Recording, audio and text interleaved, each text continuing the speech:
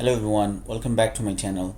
In this tutorial, I'm going to demonstrate how to make one page landscape while keeping other pages portrait in Microsoft Word document. So, for example, this whole document as it currently stands, if you go to Layout tab and go to Orientation, you'll see there's two options, Portrait and Landscape. And Portrait has been selected already for this whole document. So, however, I want, there's a table that I have here. So I want this table to be in a separate page, in a landscape size page, not in this portrait page. So how can I just move it to a landscape page while keeping all others writings in just portrait format as it is now?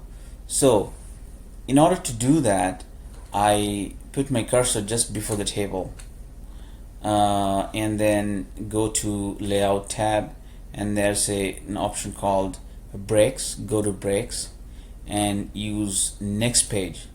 So we have created a separate section for this table. However, similarly, I want this writing after the table to be on a separate section and in the portrait format. Only I want this table in the landscape format. Therefore, I want to create separate section for these as well. So I'm going to select next page. So it takes it to the next page while just keeping this table in this page. But still, it's still in portrait format. So I'm going to choose orientation, go to click on orientation and click on landscape while putting your cursor in this page.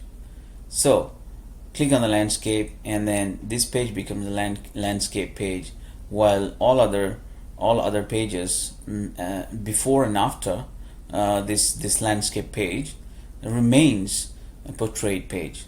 So this is how you create one page landscape while keeping others portrait. I hope this was helpful, and if you find my channel helpful, please don't forget to subscribe my channel. Thanks for watching.